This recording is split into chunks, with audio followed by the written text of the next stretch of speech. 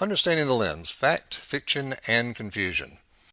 In this video, we're going to look at the Pier Advisory Task Force Report. In 2008, from August to December, there were 4 meetings with Pier tenants and the local community, 1 half-day with tenants, and 3 half-day community forums with local residents. Over 100 residents attended. There was an online survey, and a written report for the City Council was generated. In December, the Mayor and City Council developed the objectives for the Pier Advisory Task Force. Then in March, the Mayor and City Council selected the 20-member Pier Advisory Task Force, and they conducted a 14-month, 63-meeting review in which there were site studies, a market analysis, and financial review. There was public input at open forums at all task force meetings, and public email comments were submitted to the task force. January and February 2010, there were 3 town hall-style public forums. 300 citizens and 80 speakers attended. You can see details and the full task force report on the City of St. Pete website. In the task force report, there were 23 initial design options presented in early January by Bremilio, Ajamil and Partners, Inc. Now, 14 of those alternatives are actually illustrated in the task force report, and we're going to go over the highlights of those here.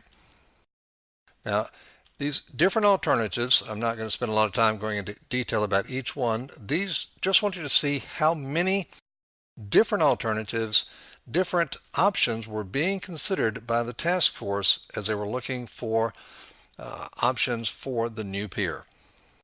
Now, from those 14 alternatives, 4 were chosen by the task force for further evaluation and refinement with the following cost ranges: $87 million for option 1, $71 million option 2, $59 million, and $42 million.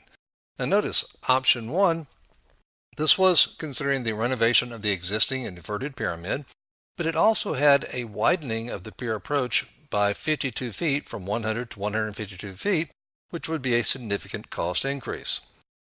The same widening was there in option 2.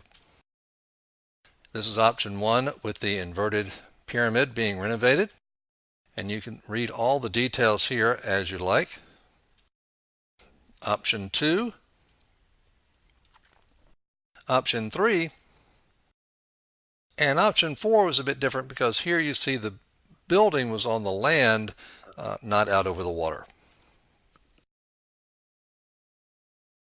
The only thing that all 4 really had in common was a 36,000 square foot building.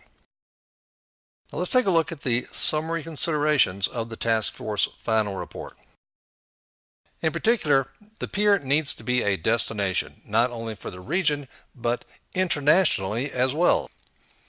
But what is a destination? Well, I think you could safely define it as a place that has things to do there, and you need reasons to stay there for a while. In addition, the chair said, the pier is in the entertainment business and needs to address a primary unfilled niche for family entertainment. Regarding the building should be an iconic structure, a worthy symbol of our great city. The pier vista should remain unobstructed to allow for maximum views. And there should be the potential for a 26,000 square foot restaurant and 5,000 square foot of retail for revenue production, with an additional 5,000 to 15,000 square foot potential for non-revenue producing community flexible space.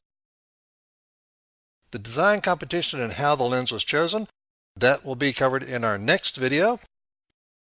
And remember, vote yes August 27th to stop the lens.